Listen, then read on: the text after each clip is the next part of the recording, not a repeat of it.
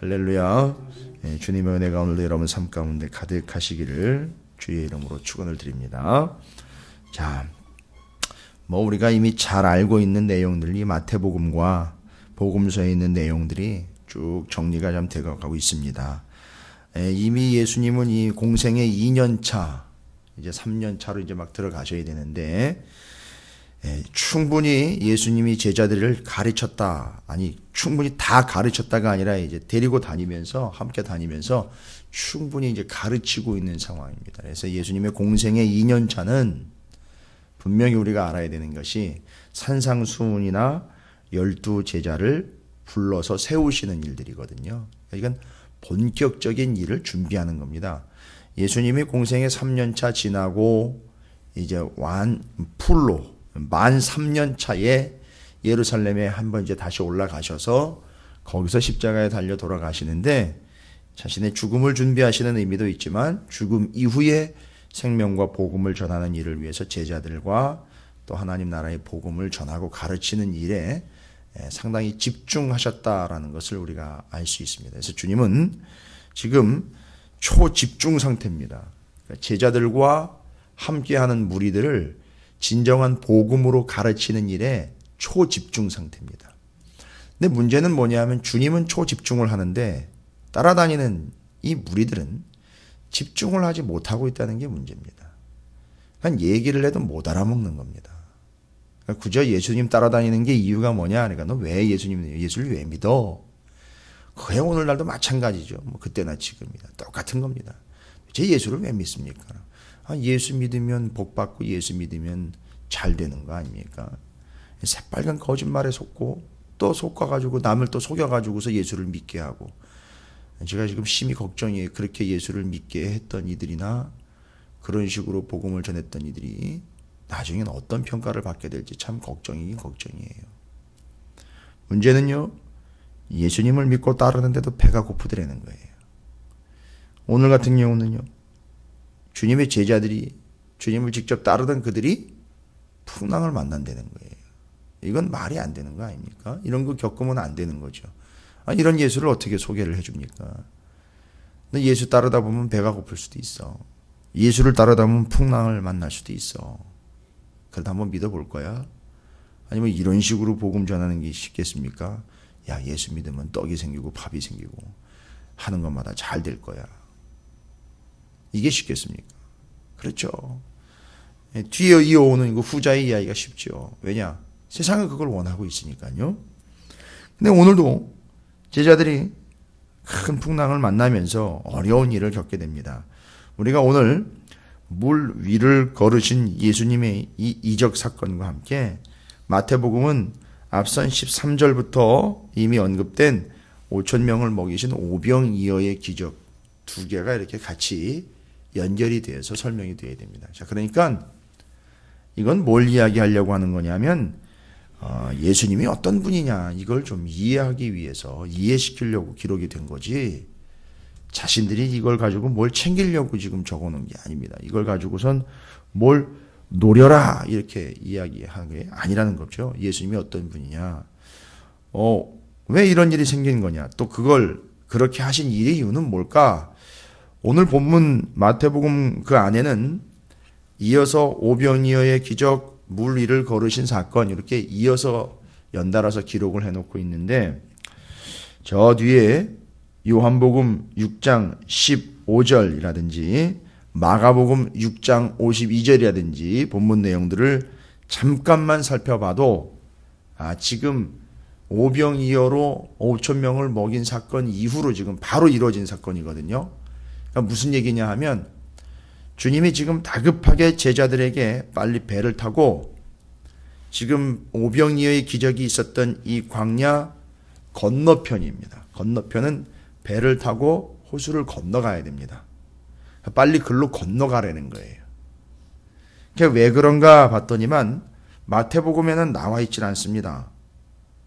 요한복음 6장 15절에 보니까 이 잔뜩 배고팠을 때 떡 먹고 배불렀던 사람들이 무슨 짓을 하느냐면 요한복음 6장 14절부터 15절에 예수 그리스도를 왕, 곧 임금으로 세워가지고 자기들의 왕으로 지금 추대를 하려고 하고 있어요.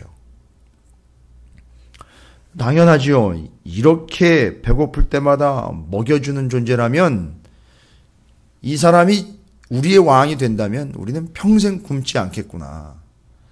이 정도 능력이라면 좀 투자할 만하겠다. 그 정도 얻어낼 수 있다면 여기 광야에 몇 번쯤 나와주는 것 정도는 할 수 있겠다. 그 정도 복을 받을 거라면 수요일이나 금요일이나 주일이나 1시간 정도 나와서 때워주는 것 정도는 할 수 있겠다. 뭐 그런 계산이 쓴 거죠. 새벽에 한 번 정도 나와가지고 뭐 1시간 정도 나와가지고 기도 쫙 한번 해주면 그날 하루가 좀 트이겠구나. 이런 계산이 다 쓰는 겁니다. 그러니까 지금 이 사람들은 야, 요거 한참 배고플 때 그 오병이어의 기적을 펼쳤으니 떡 5개하고 물고기 2마리를 가지고 5,000명을 먹을 정도면 야, 이거 세상에 이만한 왕이 없겠다 싶은 거죠. 아주 노림수인 거죠. 따라다닙니다. 야, 이거 안 되겠다. 잘 보십시오.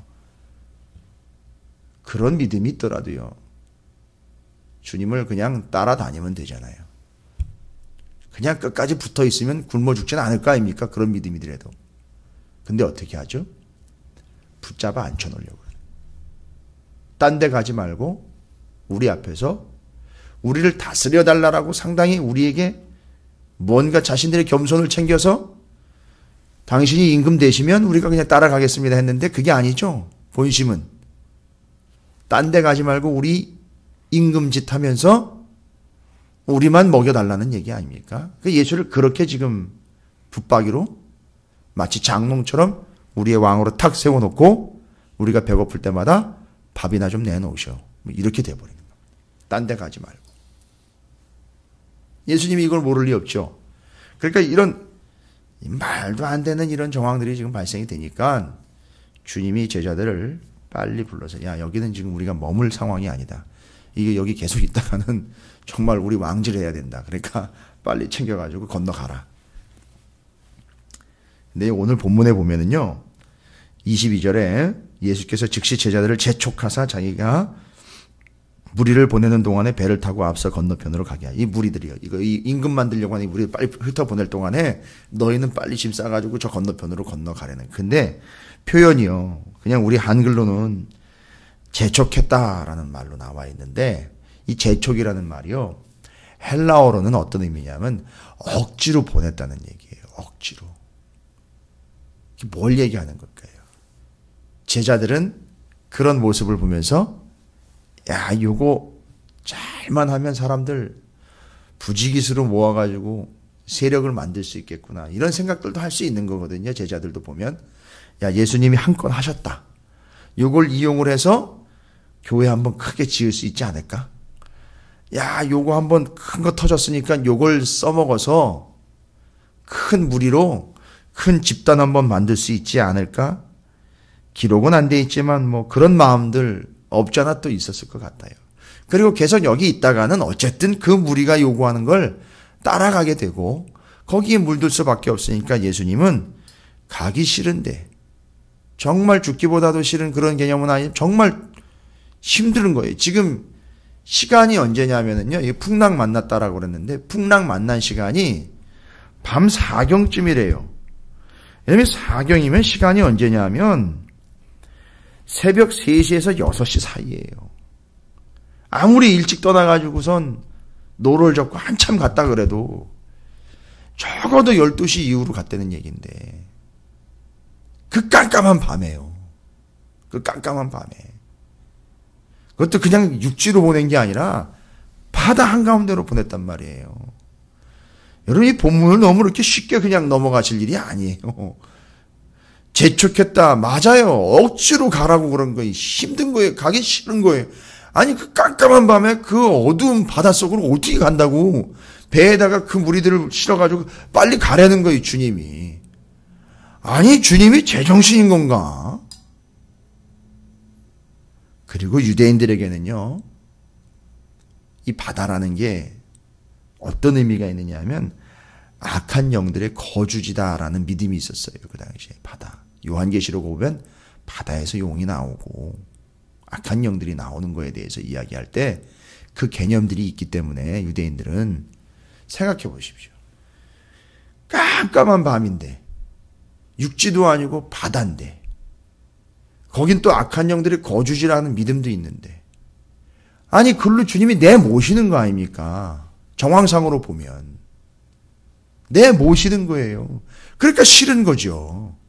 그러니까 여기 재촉이라는 말이 억지로 내모는 거나 마찬가지인 거예요. 그러면 줄인 배는 배가 고플 때 줄인 배는 좀 움켜쥘 수 있잖아요.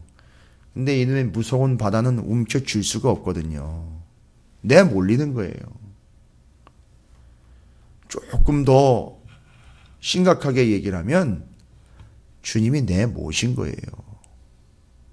주님이 내모르신 거라고요. 이해가 되십니까? 아, 또 하나의 기적을 위하여 내모셨구나. 아이, 그런 생각 일단은 접어두고요. 그러기 전에 제자들이 그런 명령을 받고 그런 하나를 받고 가야 되는데 쉬웠겠느냐 이겁니다. 이게. 본문을 좀 깊이 보실 필요가 있어요. 그 깜깜한 밤에. 근데 더 문제는 뭐냐 하면 한참 노를 저 한가운데로 갔는데 풍랑이인 겁니다, 또. 이게 정말 죽을 맛인 거예요. 정말 속된 표현으로. 죽을 맛인 겁니다. 어떻습니까? 가기 싫은데 억지로 그 밤에 두렵고 힘든데 바다 한가운데로 몰리신 것 같습니까? 거기다가 풍랑까지 이른 것 같습니까? 아직 거기까지 가시지 않았다면 조금 더 기다리셔야 될걸요, 아마. 왜요? 주님이 내모셨다고요. 주님이 내모신 거예요. 여러분, 이건 예수님이 물 위를 걷는 대단한 능력자다라는 걸 일으키고 가르치려고 본문이 기록된 게 아닙니다.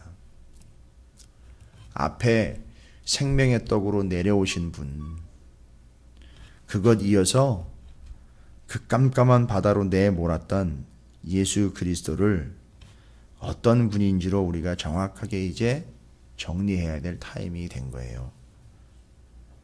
마가복음 6장 52절에 이 내용이요, 오병이어 이후로 주님이 바다로 내모시는 그 상황을 정황을 설명할 때 이렇게 설명을 해요. 왜 그렇게 바다로 내몰았고 거기서 그 풍랑이 있는 바다에서 주님이 찾아가신 사건을 통해서 마가복음 6장 52절에 이는 그들이 그 떡 떼시던 일을 깨닫지 못하고 도리어 그 마음이 둔하여졌음이라 라고 이야기해요. 그러니까 지금 모르는 거예요. 예수님이 누군지를. 떡을 떼어 먹었는데도 불구하고 주님이 그런 엄청난 일을 펼쳐서 배고픈 걸 모면했고 분명히 주님이 그들 보는 앞에서 떼어서 나누어주고 하늘로부터 축사를 해가지고선 그걸 나눠줘가지고 배고픈 걸 이겨냈는데도 불구하고 풍랑이 있는 바다 한가운데 있는데도 불구하고 주님이 누군지를 모르는 거예요. 그리고 그 마음이 둔하여졌다라고 이야기를 하는 거예요. 그냥 전혀 모르는 겁니다. 뭘 모르는 걸까요? 떡이 얼마나 나왔었는지 그걸 모르는 게 아니에요. 맛이 얼마나 좋았고 기막혔는지 그런 걸 얘기하는 게 아닙니다. 그 능력과 그 배고픈 걸 해결해 주신 그 주님이 어떤 분인지를 빵을 먹여도 모르고 거길로 몰아가지고 가라고 명령하셨는데도 모르는 거고 아무도 모르는 거예요. 둔해진 거예요. 정말 둔해진 겁니다. 신앙생활 오래 하다 보니 둔해지는 거죠. 예수가 누군지도 모르고 몸통 관심은 예수가 누군지에 있는 게 아니라 난 누군가, 난 뭐 하고 있는 건가, 이런 거에만 관심이 있는 거예요. 가다 보면 정말 둔해지는 겁니다. 앞으로 나는 어떻게 해야 되는 건가? 심지어는 이렇게까지 얘기해. 내가 교회를 계속 다녀야 되는 건가, 말아야 되는 건가? 예수를 계속 믿어야 되는 건가, 말아야 되는 건가? 이런 게까지 가는 거예요. 정말 둔해진 겁니다. 그건 민감해지거나 예민해진 게 아니에요. 정말 둔해진 겁니다. 조금 있으면 이제 엔진이 서버릴 상황이에요. 자, 요럴 때 오병이어의 사건과 물 위로 걸어오신 주님이 어떤 분이신지에 대한 정확한 가르침을 주기 위해서 두 가지 사건이 연거푸서 기록이 된 겁니다. 그러면 정리할게요. 잘 보시면 오늘 33절에요. 마태복음 14장 33절에 오병이어 겪고 풍랑이는 새까맣고 깜깜한 바다 한가운데 그 새벽에 그 짙은 밤에 풍랑까지 경험하고 난 다음에 주님이 찾아오신 걸 다 정리 끝내고 난 다음에 제자들이 고백합니다. 배에서. 뭐라고 고백합니까? 33절에 배에 있는 사람들이 예수께 절하여 이르되 진실로 하나님의 아들이로소이다 라고 이야기하는 거예요. 진실로 하나님의 아들이십니다 라고.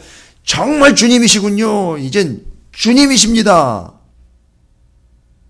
아, 그 떡이 맛있었는데, 아, 배가 흔들렸었는데 이 개념이 아니라 주님이시군요. 그러니까 뭔 얘기입니까? 아까 떡 먹고 난 다음에 예수님을 뭐를 만들려고 그랬죠? 임금 만들려고 그랬죠? 아, 주님은 이 세상의 임금이 왕이 아니고 하나님의 아들이시군요.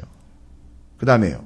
지금 이제 풍랑이 있는 바다에 주님이 찾아오신 요 사건을 통해서는요. 뭘까요? 이건 뭘 얘기하는 겁니까? 주님이 내모신 거 아닙니까? 주님이 내모신 거예요. 이 어려움과 이 고통 속으로요. 그런데 주님이 직접 찾아오신 거예요. 저는 이걸 물 위를 걸으셨다. 아니, 물 위를 걸은 것 보면 뭐 할 겁니까? 그건 당연한 일이에요, 주님은요. 물 위를 걸은 걸 가지고 자꾸 얘기하지 말자고요. 더 중요한 거는요. 제가 참 부질없는 상상이긴 한데 생각을 해보십시오. 바다가 풍랑이 일어가지고 깜깜한 밤에 타고 있는 사람들이 수십 명이 타고 있는데 이놈의 배가 막 흔들리고 이제 조금씩 뒤집힐 거예요.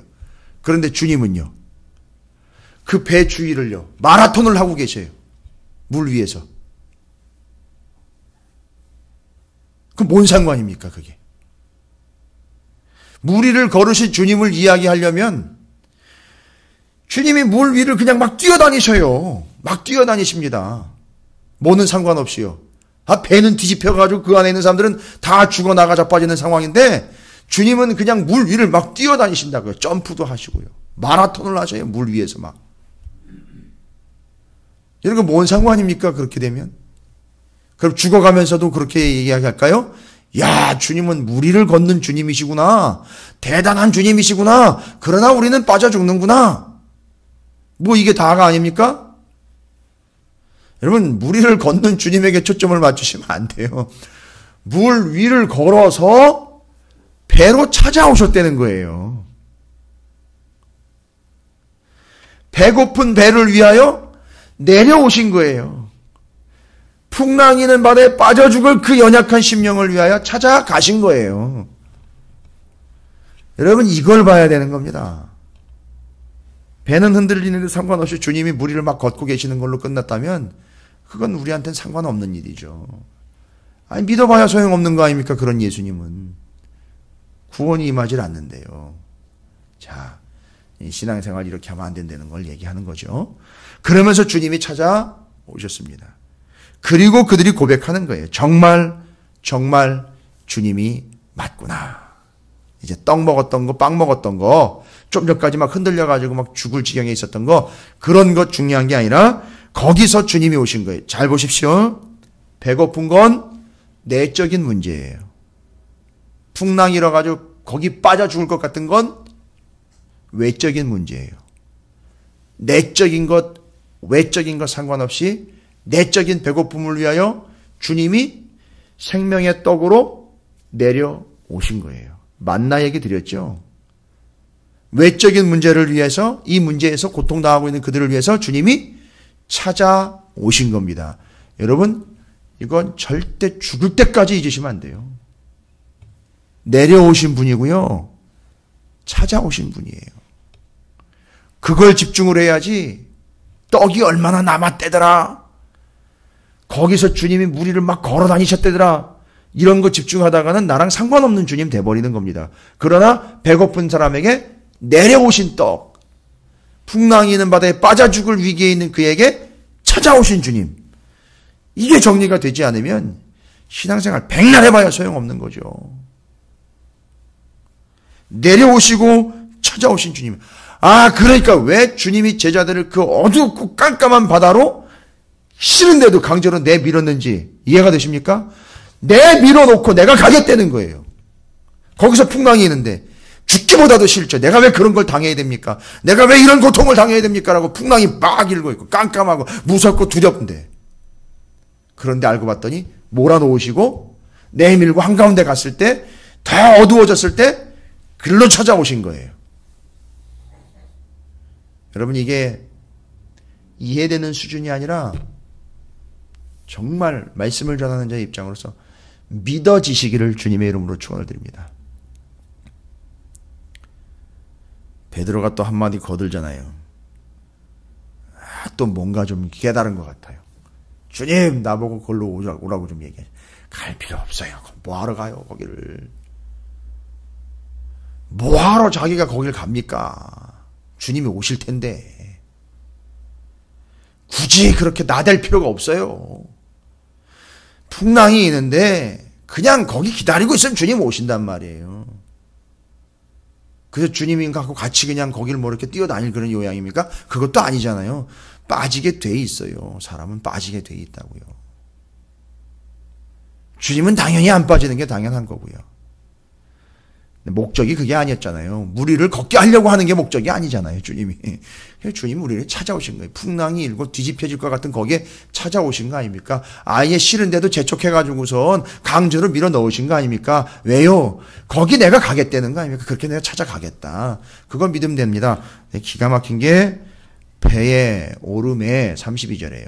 주님이 배의 오름에 바람이 그치는지라. 그러니까 주님이 찾아오셔서 그 배에 오르시면 끝나는 겁니다. 이걸 목적한 거지요. 자, 그래서 오병이어의 기적과 물 위로 걸으셨다라는 거, 너무 거기에 기적이 베풀어졌고 물 위로 걸으셨다라는 거에 초점을 맞추면 계속 뜬구름 잡는 신앙생활을 하게 되어 있습니다. 주님은 줄인 배를 위하여 직접 내려와서 나 먹고 너 살아라 라고 이야기하신 거고요.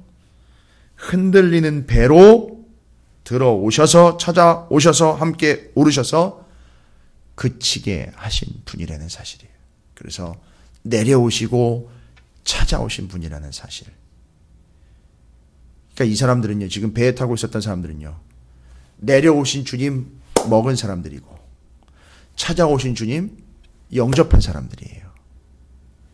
이 사람들이 뭐가 돼야 되냐면 주님 죽고 난 다음에 부활하시고 승천하시고 난 다음에 자기들이 혼자 남아서, 물론 이제 하나님의 영이 함께 하시지만 홀로 남아서 뭐 해야 되는 거죠? 천국의 서기관들처럼 이 예수를 전해야 되잖아요. 내려오신 분, 함께 하시는 분이라는 걸 전하는 자들이 돼야 되잖아요. 충분히 경험하고 있죠. 먹었고 찾아오셔가지고 바다가 잠잠해지는 걸 경험을 했습니다. 답은 내려오신 주님, 나를 찾아오신 주님, 그 주님과 함께 하는 것, 그 주님을 믿는 것이 내 삶의 정답이로구나.